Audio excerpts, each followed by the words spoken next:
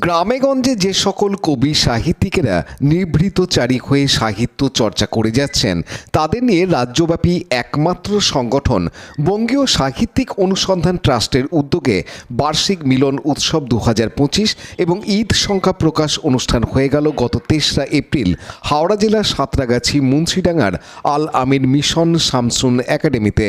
এদিন মিলন উৎসব উপলক্ষে হুগলি জেলা সহ রাজ্যের বিভিন্ন জেলা থেকে কবি সাহিত্যিকেরা উপস্থিত থেকে ঈদের খুশি বিনিময় করেন। 4টি পর্যায়ের সারাদিনের অনুষ্ঠানে কবিতা, অনুগল্প, গজল, সঙ্গীত, সর্বোপরি সাহিত্য নিয়ে আলোচনা সমগ্র অনুষ্ঠানটিকে প্রাণবন্ত করে তোলে।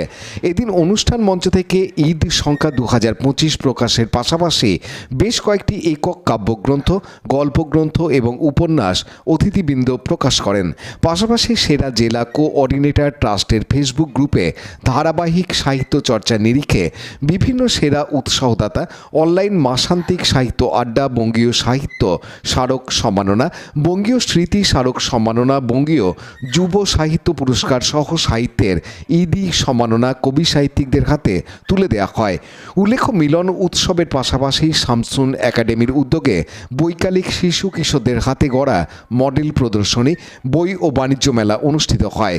বার্ষিক মিলন উৎসব অনুষ্ঠানে অতিথি হিসেবে উপস্থিত ছিলেন শিশু বিকাশ একাডেমির সম্পাদক এবং ট্রাস্টের সভাপতি মুন্সি আবুল কাশেম, সাহিত্য গবেষক ও কার্যকরী সভাপতি ডক্টর রমজান আলী, সম্পাদক এম রুহুল আমিন, সুলেখক ইসমাইল দরবেশ, সাহিত্যিক অধ্যাপক জাকিরুল হাসান, বিশিষ্ট কবি তৈমুর খান, সমাজসেবী সোনা বন্দ্যোপাধ্যায়, শামসুন একাডেমির সম্পাদক শফিরুল ইসলাম প্রমুখ।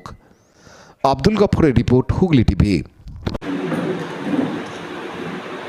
করতালি দিন সবাই।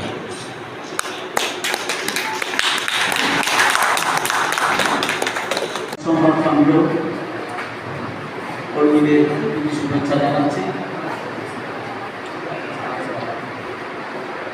সূচি ধরে আমি এগিয়ে যাচ্ছি।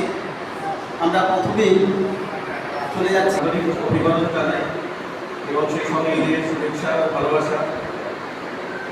লাইক, শেয়ার, সাবস্ক্রাইব করুন হুগলি টিভি। খবর এখন বুক পকেট।